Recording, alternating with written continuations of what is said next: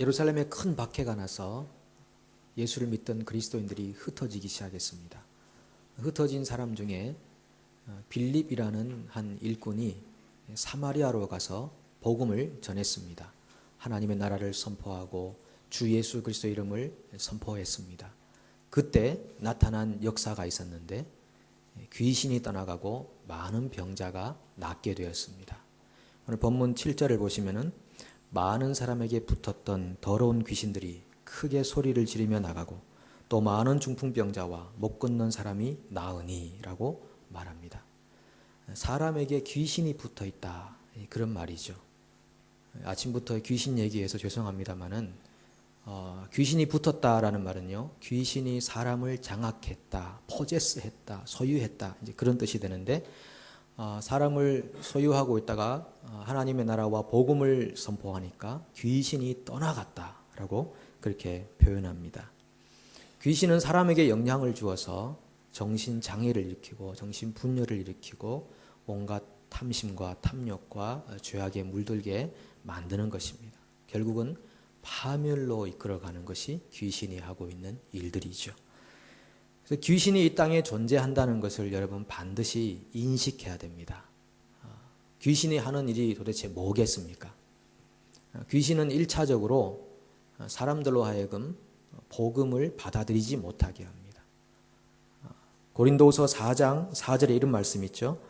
그 중에 이 세상의 신이 믿지 아니하는 자들의 마음을 혼미하게 하여 그리스도의 영광의 복음의 광채가 비치지 못하게 함이니 그리스도는 하나님의 형상이니라. 귀신이 작용하면 마음이 혼미하게 되는 것입니다. 영광의 광채가 비치고 있는데도 불구하고 그 영광의 빛이 자기 안에 들어오지 못하도록 막고 있는 존재가 바로 귀신이라는 존재인 거죠. 그리고 또 어떤 역할을 하는가 하면 분쟁과 비방과 거짓과 수군수군하는 일들, 이런 일들이 다 귀신들에 의해서 되는 일들이죠. 로마서 1장 28절로 30절 함께 한번 읽어보겠습니다. 또한 그들이 마음에 하나님 두기를 싫어하며 하나님께서 그들을 그 상실한 마음대로 내버려 두사 합당하지 못한 일을 하게 하셨으니 곧 모든 불의, 추악, 탐욕, 악의가 가득한 자요 시기, 살인, 분쟁, 사기, 악독이 가득한 자요 수군수군하는 자요 비방하는 자요. 하나님이 사람들을 내버려 두니까, 하나님 내버려 두면 이 온통 사탄과 귀신의 영향 아래 살아가는데, 그런 사람들의 특징이 바로 시기심이 가득 차고 거짓을 말하고 분열을 시키고 다른 사람을 너무나 태연하게 비방을 하고 또 뒤에서 수군수군거리고, 이걸 가십한다고 그러죠. 뒤에서 수군수군거리고. 여러분, 이것들이요 다 이 귀신의 영향을 받았기 때문에 하는 일들입니다. 그런데 자기 자신도 내가 귀신의 영향을 받는지 안 받는지를 잘 의식하지 못하고 막 그렇게 살아가는 거예요. 그래서 우리가 기도해야 되는 것은 하나님, 귀신을 내쫓아 주십시오. 귀신의 영향을 받고 있는 사람들을 풀어주십시오. 자유하게 해주십시오. 그렇게 기도를 해야 되는 것입니다. 눈에 보이지 않으니까 우리는 인식을 못하거든요. 그러나 우리가 살고 있는 이 삶은 영적인 삶입니다. 반드시 영의 세계가 우리 가운데 존재하고 있고요. 우리가 하나님의 영의 지배를 받을 것인가, 아니면 사탄과 귀신의 영향을 받아 살 것인가, 이건 굉장히 우리가 결정해야 되는 중요한 실제적인 문제라고 하는 것입니다. 여러분, 교회 안에는 귀신이 없을까요? 교회 안에도 귀신이 있습니다. 누가복음 4장 33절에 보면요, 회당에 더러운 귀신 들린 사람이 있어 크게 소리질러 가로되, 이렇게 말합니다. 여러 교회가 참 많이 있는데 교회마다 그런 사례들을 들어보면 참 웃지 못할 일들이 많이 있습니다. 크게 소리 지르는 여러 사람들이 있다. 더러운 귀신 들린 사람이 있다. 세상에 있는 귀신보다 교회 안에 있는 귀신이 더 큰 귀신입니다. 왜냐하면은 우리가 살고 있는 이 세상의 삶은요, 눈에 보이는 현세적이고 물질적인 삶의 차원을 넘어서서 그 안에 영적인 삶이 있다는 것을 기억할 필요가 있는데, 우리가 싸우는 영적 전쟁이라고 하는 것은 우리가 사탄이나 귀신과 맞짱을 뜨는 싸움이 아니고 성령께서 악령과 싸우는 싸움입니다. 그래서 우리가 성령의 힘이나 예수 그리스도의 힘 없이 내가 사탄과 싸우겠다 혹은 귀신과 싸우겠다, 그런 굉장히 바르지 못한 생각이고, 우리가 싸우는 싸움은 성령과 악령의 싸움. 그래서 우리는 성령을 의지하고 성령의 힘에 힘입어서 악한 영을 대적하여 싸우는, 그것이 우리가 싸우는 영적 전쟁이기 때문에 성령이 역사하는 곳에는 반드시 악령도 역사하게 되어 있다는 것이죠. 그래서 여러분, 우리가 이곳에 모여서 하나님의 은혜를 나누고 하나님의 진리를 나누는 이런 귀한 예배와 만남들이 다 성령의 역사가 아니겠습니까? 근데 이런 성령의 역사가 있는 곳에는 반드시 악령의 역사도 있다는 것을 우리가 인지하고 인식할 필요가 있다는 것입니다. 그래서 로마서 8장 13절로 14절 보면 이런 말씀이 있죠. 너희가 육신대로 살면 반드시 죽을 것이로되 영으로서 몸의 행실을 죽이면 살리니 무릇 하나님의 영으로 인도함을 받는 사람은 곧 하나님의 아들이라. 육신대로 살면은요 반드시 죽는다고 그러는 것입니다. 그래서 너희가라고 하는 것은 이미 예수를 믿고 있는 사람들을 표현하는 거거든요. 로마에 있는 성도들에게 쓴 편지니까 너희가 육신대로 살면은 반드시 죽을 것이로되 하나님의 영으로서 몸의 행실을 죽이면 살리니. 몸의 행실이라는 것은 무엇이겠습니까? 아까 말씀드린 분쟁이나 비방이나 거짓말이나 수군수군이나 또 탐욕이나 정욕이나 이기심, 이런 모든 것들이 바로 육신의 일들, 그런 육신의 몸의 행실들이 되는 거죠.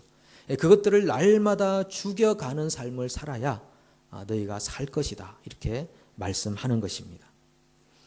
빌립이 전도에서요 사람들에게 막 붙어있던, 사람들을 장악하고 있던 귀신이 떠나갔을 때에 그 사마리아 성에 주어진 특별한 결과가 하나 있는데, 그것은 기쁨이라고 하는 것입니다.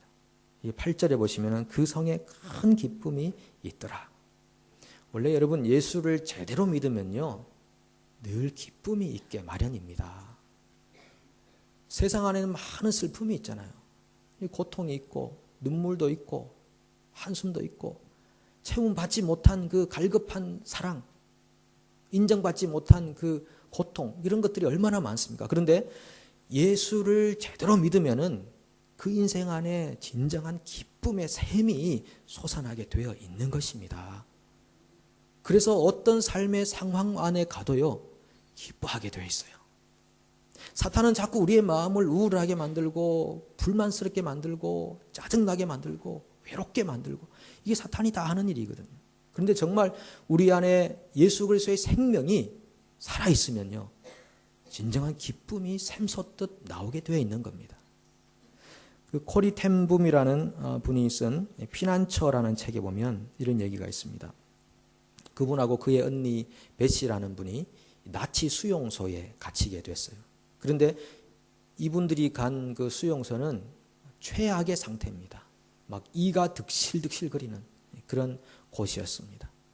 그래서 이 코리 여사분하고 그 언니 베시라는 분이 이제 그 가장 열악한 감옥 안으로 들어갔는데, 이분들은 매일같이 성경을 같이 읽는 그런 자매들이었습니다. 그래서 그날도 몰래 이제 숨겨간 성경을 꺼내가지고 자 우리 오늘도 성경을 같이 읽자고 딱 폈는데, 그날 읽어야 될 이제 성경이 데살로니가전서 5장의 말씀이었답니다. 그래서 항상 기뻐하라, 쉬지 말고 기도하라, 범사에 감사하라. 그 말씀을 딱 읽었는데 언니가 코리아 우리 하나님께 기뻐하고 감사하자. 그러니까 이 동생은 하기 싫었던 거죠. 아니 도대체 이게 무슨 기뻐할 일이고 이게 뭘 감사할 일이냐고 못하겠다고. 끝까지 고집을 했는데 언니가 고집이 더 셌나 봅니다. 그래서 결국은 그래 좋다. 그럼 억지로라도 하나님께 감사해보자. 하나님 감사합니다. 하나님 기뻐합니다. 이렇게 했다고 합니다. 근데 성경을 읽고 기도하고 하는데도 간수들이 이 감옥을 돌아보지를 않는 겁니다. 보통 간수들이 돌아다니면서 성경을 보면 안 되죠. 들키면 큰일 나고 안 되는데 성경 보고 기도하고 하는데도 간수들이 오질 않는 거죠. 그 이유가 가장 열악한 곳이어서 간수들조차도 오기를 꺼려하는 환경이었다고 하는 것입니다. 그래서 이분들이 언니 그러네요. 정말 이 열악한 환경도 감사할 일이네요. 우리가 기뻐할 일이네요. 이렇게 고백했다는 얘기가 그 간증된 책에 기록되어 있습니다. 열악한 환경이 영적으로 하나님과 가까워지는데 아주 중요한 이득이 되었다. 여러분 그렇게 생각한다면은, 그렇게 우리가 믿고 산다면은 우리 삶의 어떤 환경 속에서도 기뻐하지 못할 일이 어디에 있습니까? 범사에 모든 일에 항상 기쁨이 주 예수 그리스도로부터 우리에게 넘쳐나기를 축복합니다. 지금 우울하고 속상하고 짜증나고 상처받고 얼룩진 마음들 많으시죠? 오늘 주 예수 그리스도의 그 이름의 능력이 여러분 속에 들어가서 모든 슬픔과 어두움과 눌림을 기쁨으로 변화시킬 것을 축복합니다. 그렇게 해서 성령이 역사하니까 사마리아 그 성 안에 기쁨이 충만하게 된 것입니다. 사람들이 자유를 얻은 것입니다. 귀신에 눌려가지고 질병에 눌려가지고 굉장히 고통을 당하다가 참 사람이 살아가는 기쁨이 이거구나 하고 깨닫게 된 거죠. 느헤미야도 말하지 않습니까? 여호와를 기뻐하라. 그것이 너의 힘이니라. 하나님이 기뻐하는 게요, 우리가 누릴 수 있는 힘이랍니다. 약한 분들 많으시죠? 지금 절망에 빠졌거나 아니면은 정말 힘이 약해지거나 믿음이 약해지거나 하나님을 기뻐하십시오. 그러면 새 힘이 날 것입니다. 그런데 이 빌립과 관계된 단어는 기쁨이라는 단어인데, 오늘 본문에 등장하는 이 마술사 시몬하고 관계된 단어는요, 놀라움이라는 단어입니다. 기쁨하고 놀라움은 좀 다른 겁니다. 그죠? 놀라움 한번 볼까요? 9절에 보시면은 그 성에 시몬이라 하는 사람이 전부터 있어 마술을 행하여 사마리아 백성을 놀라게 하며 자칭 큰 자라 하니, 이 사람이 백성을 놀라게 했다 그러죠. 또 11절에도 오랫동안 그 마술에 놀랐으므로 그들이 따르더니, 놀랐다. 13절에 보면 시몬도 믿고 세례를 받은 후에 전심으로 빌립을 따라다니며 그 나타나는 표적과 큰 능력을 보고 놀라니라. 그러니까 하나님의 사람들은요, 자기도 기쁠 뿐 아니라 다른 사람들을 기쁘게 만드는 건데, 이 마술사 같은 이런 사람들은 자기 사람들을 놀라게 하기도 하고 자기가 놀라기도 하고, 이것을 위해 살아가는 사람이다라는 겁니다. 이 시몬은 어떤 사람인가 하면은 2세기에 살았던 저스틴 마트나 이레니우스 같은 분들이 적어놓은 기록에 의하면은 그 성에서 거의 신적인 존재로 자리매김했던 사람이었습니다. 이 마술을 행하니까. 이 마술은 이 귀신의 힘을 빌어서 하는 것이거든요. 그런데 빌립이라는 사람이 와서 하나님의 나라와 주 예수 그리스도의 이름을 선포할 때 많은 사람들이 빌립을 따르게 되고요, 또 예수를 믿게 됩니다. 믿고 세례를 받습니다. 근데 이게 파워 인카운터라고 그래서 이 능력 대결이라고 그래서 이 누가 더 세냐, 그런 종류의 이런 그 대결이 벌어진 거나 마찬가지입니다. 그간에 시몬이라는 사람이 굉장히 높임을 받고 살았는데, 이 빌립이 와서 하나님 말씀 전하니까 귀신도 떠나고 병자도 낫고 사람들이 막 이제 믿음으로 나오고 세례까지 받는 겁니다. 그래서 이 시몬이 할 수 없이 자기도 더 큰 힘이 왔으니까 다시 믿고 세례까지 받게 됩니다. 이게 사실 쉬운 일은 아닐 겁니다. 근데 믿고 세례까지 받게 됐어요. 회개한 것으로 보입니다. 그러나 이 시몬이라는 분이 믿고 세례받은 것은 회개로 혹은 거듭남으로 인해 받은 것이 아니고요, 자기가 더 큰 소득을 얻기 위해 받은 세례였습니다. 더 큰 능력을 계산한 거죠. 나도 저 사람만큼의 능력을 좀 받으면 좋겠다라는 속셈으로 믿고 세례를 받은 거죠. 오늘날에도 이런 신자가 있을 것입니다. 그리스도를 믿고 따르는 것에서 오는 기쁨으로 만족하지 않고 그냥 기적에 놀랄 뿐입니다. 자기도 다른 사람을 놀라게 할 정도의 사람이 되고 싶은 겁니다. 그래서 예수를 믿는 거죠. 어떤 의미에서 다른 사람을 놀라게 할 것이냐? 내가 예수를 믿어서 공부를 좀 특별하게 잘해가지고 사람을 놀라게 해봐야 되겠다. 사회 안에 좋은 포지션을 얻어가지고 사람들을 놀라게 해줘야지. 경제적인 부와 성공을 얻어가지고 사람들을 놀라게 해줘야지. 이렇게 가지는 마음들, 그게 바로 시몬의 마음인 것입니다. 아니면은 예수를 믿고 세례를 받은 후에 얻게 될 이득을 위해서 교회 안으로 예수 믿는다고 들어올지도 모르는 것입니다. 비즈니스적 이득이든 교양 수준을 향상시킨다는 의미에서의 이득이든 아니면 인간관계의 탑을 쌓기 위해 오던 이득이든 정서적인 만족을 얻기 위해 오는 이득이든 아니면 직분을 얻고 성취감을 얻기 위한 것이든 그 이득을 위해 예수를 믿고 세례를 받는 이 모든 것이 시몬이 했던 믿음과 세례와 동일한 종류의 세례가 되는 것입니다. 시몬을 보십시오. 성령마저도 자신의 이득을 증가시켜주는 소유물로 생각하는 겁니다. 베드로와 요한이 이제 옵니다. 빌립이 전도한 이후에 예루살렘 교회에서 사마리아에 베드로와 요한을 파송했습니다. 베드로와 요한을 파송했다는 것은요, 이 예루살렘 교회의 핵심적인 인물인데 사마리아 땅을 인정한다는 것입니다. 그래서 베드로와 요한이 그곳에 가서 사람들에게 안수를 하는데 막 사람들이 성령을 받는 것입니다. 그러니까 이 시몬이 가서 요청하는 겁니다. 내게도 그런 능력을 좀 주십시오. 제가 돈 좀 가져왔습니다. 한 5만 불이면 되겠습니까? 이 정도 제가 드리겠습니다. 그럴 테니 제게도 안수할 때마다 성령이 임하는 그런 능력을 좀 주십시오. 이렇게 말합니다. 투자를 했으니까 그 권능을 받고 싶습니다. 라고 그렇게 얘기하는 것입니다.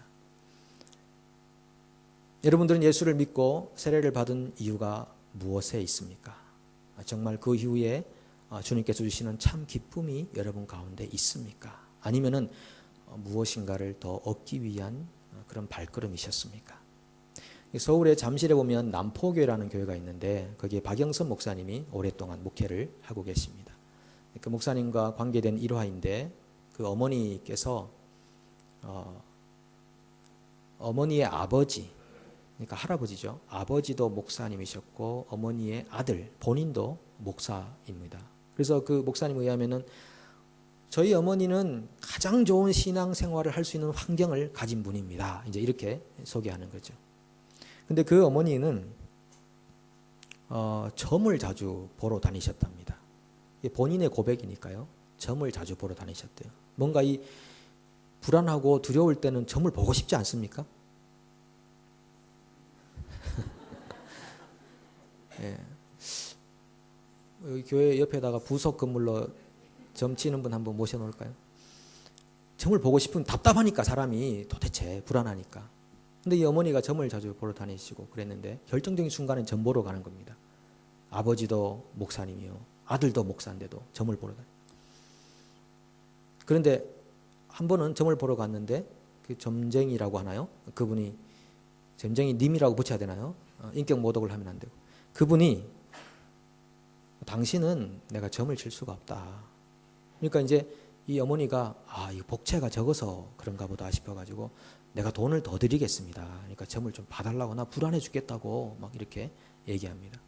그러니까 이분이 그게 아니고 당신은 더 크고 그 위대한 분이 붙잡고 있기 때문에 제가 점을 못 봅니다. 이렇게 표현합니다.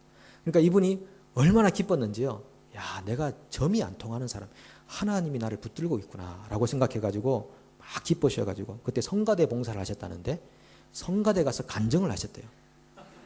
내가 점을 보러 갔는데 이 점쟁이가 얼마나 잘 보는지, 내가 지고한 분이 나를 붙들고 있다. 그래서 나는 점괘가 안 통한다고 그러더라. 이렇게 막 간증을 하고 막 했습니다. 그러니까 성가대원들이 야, 정말 하나님이 살아계시군요. 정말 당신은 하나님의 자녀고 우리는 하나님의 자녀군요. 이렇게 해야 되는데 그러지 않고 그 점쟁이를 다 찾아갔다는 거 아닙니까? 정말 그분 용하다. 우리도 나도 좀 가보겠다. 이렇게 하고 찾아갔다는 얘기가 있습니다. 그러니까 우리 신앙인들의 이것이 우리 신앙인들의 주소다라고 하면은 정말 신앙인들이 성령의 역사와 귀신의 역사를 우왕좌왕하면서 왔다 갔다 하는 거죠. 성가대분들. 선착순으로 모시겠습니다. 왔다 갔다 하는 거죠. 실제로 우리가 이 땅에 살아가는 동안은 사탄이나 귀신의 영향력을 벗어날 수는 없습니다. 이 존재가 없어지려면 주님께서 재림하셔야 돼요. 그러면 이 모든 존재로부터 자유하게 되는데 우리는 이 땅을 사는 동안에 성령의 역사와 은혜를 경험하지만 또 귀신의 역사와 영향력을 받으면서 또 그렇게 살아가기 때문에 우리에게는 반드시 영적인 전투와 전쟁의 모습이 필요한 것입니다. 그런데 여러분, 이 성령을 받았다. 베드로와 요한이 와서 안수했는데 성령을 받았다 그러잖아요. 그걸 어떻게 알 수 있습니까? 무슨 특별한 현상이 있으니까 성령 받았다고 이렇게 말하지 않겠습니까? 왜냐하면 빌립이 왔을 때 벌써 예수를 믿었거든요. 우리 보통 성령이 임하면은 예수를 주로 고백하게 된다. 그렇게 되잖아요. 그런데 베드로와 요한이 왔을 때 안수하니까 성령을 받았다라는 것은 뭔가 가시적인 현상이 있었나 보다. 우리가 충분히 짐작할 수 있는데 그것은 초대교회 당시 그때는요. 방언이었습니다. 그러니까 성령이 임하니까 방언을 하게 되었다. 그래서 사람들이 성령이 이 사람에게 임했다라고 알게 된다는 거죠. 그런데 이 방언은 사도행전에서 말하는 거하고요. 고린도 전서에서 말하는 것이 좀 다릅니다. 고린도 교회에 있었던 방언이라고 하는 것은 다른 사람들이 못 알아듣는 방언이에요. 그래서 통역을 시키라고 그랬잖아요. 예를 들면 누군가 여기 나와서 대표 기도하시는데 방언으로 기도한다 생각해 보십시오. 다 못 알아들어요. 그래서 그 방언은 반드시 통역을 시켜가지고 어떤 말인지 알아듣도록 하라는 건데 사도행전에서 말하고 있는 방언은 사람들이 알아듣도록 했던 방언이었습니다. 그러니까 사도행전 2장 4절에 보시면 이렇게 말씀하시죠. 오순절 다락방에서 성령을 충만을 받을 때 그들이 다 성령의 충만함을 받고 성령이 말하게 하심을 따라 다른 언어들로 말하기를 시작하니라. 그러니까 성령의 충만함을 받으니까 방언이 터지는데 이 방언이 이 세상에서 실존하고 있는 언어들을 구사하기 시작하는 겁니다. 그래서 그 당시에 절기를 지키러 왔던 헬라파 유대인들, 흩어져 살던 유대인들이 그곳에 모여가지고 이거 내가 살고 있는 땅의 언어인데 이런 거죠. 그러니까 뉴질랜드에서 집회를 하고 방언을 하는데 통한 사람이 와서 자기 말로 듣고 사모안 사람이 자기 말로 듣고 막 그런 일들이 일어났다는 거죠. 그리고 사도행전 10장 44절에 보시면은 그 베드로가 로마의 백부장 고넬료 집에 가서 말씀 전했을 때 상황을 이렇게 소개합니다. 베드로가 이 말을 할 때 성령이 말씀 듣는 모든 사람에게 내려오시니 베드로와 함께 온 할례 받은 신자들이 이방인들에게도 성령 부어 주심으로 말미암아 놀라니 이는 방언을 말하며 하나님 높임을 들음이르라. 그러니까 성령이 고넬료 집안 사람들에게도 막 임하니까 방언을 말하는데요. 이 방언의 내용이 뭔지가 그 뒤에 소개되어 있잖아요. 하나님 높임을 들음이르라. 그러면 방언이라는 것이 그 당시에는 듣는 사람들에게 이해가 되고 알아듣도록 해주는, 결국은 하나님의 실체와 계시를 이해하도록 도와주는 것이 방언이었다라고 하는 것입니다. 그래서 말씀을 듣고 깨달아서 하나님이 정말 위대하신 분이군요 라고 하나님의 이름을 높여가는 그 과정이 방언이라고 하는 과정들입니다.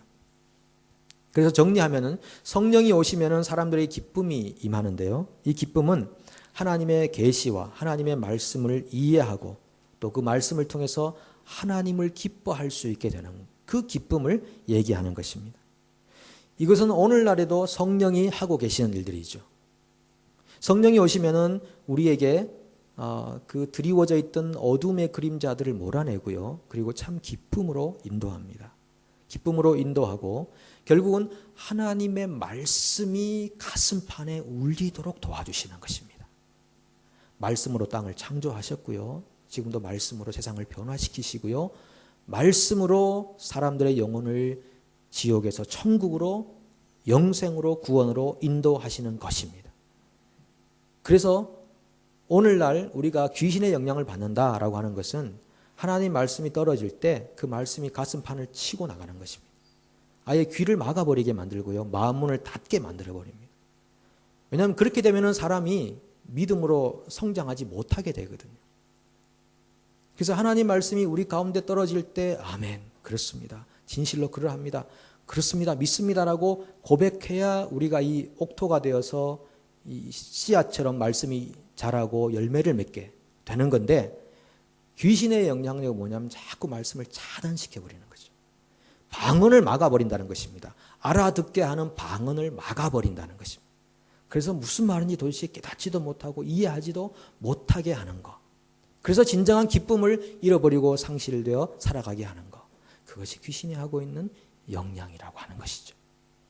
오늘 여러분 가운데 뿌려지는 하나님의 씨와 같은 이 말씀들이 여러분 가슴판 깊숙한 곳에 자리하고 자라나고 열매 맺기를 축복합니다. 자, 보십시오. 이 시몬이 자기에게 성령을 내릴 수 있는 그 권능을 주십시오라고 부탁하니까 베드로가 뭐라고 하면 네가 돈과 함께 망할지어다 이렇게 표현합니다. 그리고 권면하기를 22절을 보십시오. 22절은 같이 한번 읽어봐야 됩니다. 읽겠습니다. 그러므로 너의 이 악함을 회개하고 주께 기도하라. 혹 마음에 품은 것을 사하여 주시리라. 여기서요, 네가 회개하고 그리고 주께 기도해라 이렇게 표현하잖아요.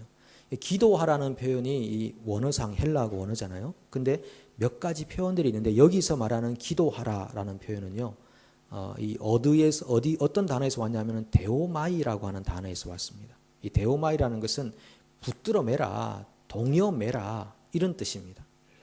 그러니까 네가 회개하고 주님께 딱 붙으라 이겁니다. 주님께 딱 붙으라. 그렇지 않으면은 자꾸 네가 귀신에게 붙어 다니는 그런 삶을 살게 되는 거다. 그러니까 회개하고 주님께 붙는 삶을 살아야 된다. 그래서 기도라는 것은 주님께 우리 자신을 붙들어 매는 시간입니다. 그냥 우리의 소원을 그냥 나열하고 아뢰는 것이 아니고, 기도는 우리 자신을 주님께 딱 붙들어 매는, 내가 주님과 연합되기를 원합니다. 내가 오늘도 주님과 동행하기를 원합니다. 주님의 생각을 내게 부어주시고 주님의 마음을 내게 부어주시고 주님이 이 땅을 사시는 것처럼 내가 걸어갈 수 있게 도와달라고, 그렇게 하는 것이 기도라고 하는 것입니다. 그러니까 시몬이 해야 됐던 것은 귀신과 더불어 살던 삶을요 다 내쫓아버리고, 그리고 주님께 딱 붙어가지고 내가 주님과 동행하고 싶습니다. 겸손하게 나와야 되는 겁니다. 그렇게 해야 그에게 살 길이 열린다고 하는 거죠. 누가복음 21장 36절을 더 보시면요, 이러므로 너희는 장차 올 이 모든 일을 능히 피하고 인자 앞에 서도록 항상 기도하며 깨어 있으라 하시니라. 여기서도 항상 기도하며라고 하는 것이 데오마이 해라고 하는 것입니다. 항상 주님과 붙어 있는 사람이 되어라. 사랑하는 제자들에게 예수님께서 마지막으로 귀한 말씀을 주시면서 너희 자신을 하나님과 연합하도록 해라. 그리고 정말 하나님과 떨어지는 간격이 생기지 않도록 늘 더 가까이 하나님께 나아가는 사람들이 되라. 그래야 이 말세지 말에 오는 환난과 박해들을 피하여 견딜 수 있다. 주님이 그렇게 권면하시는 것입니다. 사도행전 11장 23절에 보면요, 이 바나바라는 사람이 안디옥으로 파송을 받았어요. 이분도 예루살렘 교회에 충실한 일꾼인데, 안디옥에 이제 이방인들 유대인들이 막 모여가지고 교회가 막 형성이 되는 겁니다. 그러니까 착한 사람, 믿음이 좋은 사람 바나바를 파송했는데, 바나바가 안디옥 교회에 가서 이렇게 권면합니다. 함께 읽어보겠습니다. 저가 이르러 하나님의 은혜를 보고 기뻐하며 모든 사람에게 굳은 마음으로 주께 붙어 있으라 권하니. 굳은 마음으로, 단단한 마음으로, 그리고 주님께 붙어 있으라. 주님께 꼭 붙어 있어야 됩니다. 아니면은 자꾸 우리가 사람이 연약하다 보니까요, 이 땅을 살면서 육신을 가진 존재다 보니까 엉뚱한 생각들이 너무너무 많이 우리의 사고를 지배하게 되는 겁니다. 이 사고들이 어디서 오느냐 하면은 이 사탄으로부터 오는 거거든요. 귀신들은 여러분 사람이 죽어서 귀신 되는 거 없습니다. 귀신은 타락한 천사들이라고 성경이 말하지 않습니까? 그러니까 사탄의 졸개들입니다. 졸개들. 그 졸개들은 지금도 굉장히 부지런히 일하고 있는데 우리가 인식을 못하는 경우가 있다는 거죠. 내 사고 안에 깨끗이 못한 사고를 계속적으로 넣어주는 것이 바로 이 귀신의 영향이어서 요즘 얼마나 많은 사람들이 정신적 분열과 장애와 고통을 알아가고 있습니까? 그러지 않기 위해서 우리가 굳은 마음으로 주님께 날마다 붙어 있어야 되는 것입니다. 조개의 종류 중에, 저는 이 조개를 잘 모릅니다만은 삿갓 모양을 하고 있는 삿갓 조개가 있다고 합니다. 이 조개는 바위나 배 밑에 붙어 산다고 하는데요. 이 조개의 특징은 뭐냐 하면 이렇게 바위를 꺼내 가지고 돌은 깰 수 있어도 이 조개를 바위로부터 떼낼 수는 없다고 합니다. 굉장히 밀착되어 있는데 그 이유가 과학자들이 설명하기를 이 조개가 오랜 시간 동안 파도와 싸워왔다는 겁니다. 그러니까 한번 파도가 확 밀려올 때 그 힘이요, 바람이 한 500km로 달려오는 그런 힘과 같다고 합니다. 그래서 강력한 파도의 그 핍박을 받으면서 그 흐름을 받으면서 이 바위로부터 떨어지지 않게 해서 얼마나 이 삿갓 조개가 붙어 있었던지 바위를 깰 수는 있어도 조개를 떼낼 수는 없다. 이렇게 과학자들이 얘기한다고 하는 것입니다. 여러분, 우리 삶 속에 고난이 있고요, 아픔이 있고요, 환난이 있습니다. 고통이 오잖아요. 그 모든 것들을 하나님께서는 오히려 사용하셔서 우리를 주님께 더 붙어 있게 만드십니다. 그래서 하나님의 사람들은 어떤 상황에 있어도 기뻐한다는 것입니다. 기뻐하는 이유가 있는 것입니다. 하나님이 이 상황을 이용하여 우리를 주님께 더 가까이 나오게 하시는구나. 우리를 붙어 있게 하시는구나. 주님과 잠시 떨어졌던 내 간격을 이렇게 주님께서 메꾸어 주시는구나. 그런 기쁨으로, 새로운 기쁨으로 회복하게 되는 것입니다. 사랑하는 여러분, 오늘 우리를 괴롭히고 우리 안에 있는 참 기쁨을 빼앗아가는 귀신을 대적하십시오. 성경이 말하지 않습니까? 사탄을 대적하라. 그러면 너희를 피하리라. 하나님 말씀을 듣지 못하게 하고 거부하게 만드는 귀신을 쫓아내십시오. 그리고 성령님과 함께 행하십시오. 아무쪼록 주님께 붙어 있기를 힘쓰십시오. 어떻게 힘씁니까? 주님의 말씀을 자꾸 내 가슴 안에 동여매시고 그 기도할 때마다 주님, 내가 주님과 붙어 있기를 원합니다. 간절히 기도하시고 한마디라도 내 마음에 소원을 담아 기도하면 주님께서 들으시는 것입니다. 그래서 우리를 꽉 붙잡아 주시는 것입니다. 세상의 그 풍조에 밀려 요동하지 않도록 우리를 꽉 붙잡아 주시는 것입니다. 요즘 얼마나 많은 사고와 사상과 생각들이 이 그리스도의 복음을 희석하게 만드는 것입니까? 그냥 어리뚱당이 말이 됩니까? 얼렁뚱땅. 예. 방언이 잘 안 됩니까? 그렇게 살아가도록, 그냥 대충 살아가도록 복음에 대한 분명한 이 클리어한 그런 확신이 없도록 만들어가는 게 이게 사탄들이 하는 거거든요. 여러분, 확신을 가지십시오. 예수 그리스도 외에 하나님께 갈 일이 어디에 있겠습니까? 그분 외에 우리의 모든 죄를 용납하고 영원한 천국과 영생에 들어가게 할 일이 어디에 있습니까? 그 어떤 것에도, 어떤 사상에도, 어떤 생각에도 밀려가는 파도처럼 요동하지 마십시오. 우리 주님께서 여러분들을 꽉 붙잡아 주실 것입니다. 그래서 끝날까지 하나님의 말씀과 믿음으로 승리하시고 여러분 안에 성령이 주시는 기쁨이 늘 충만하시기를 축복합니다. 이렇게 기도합니다.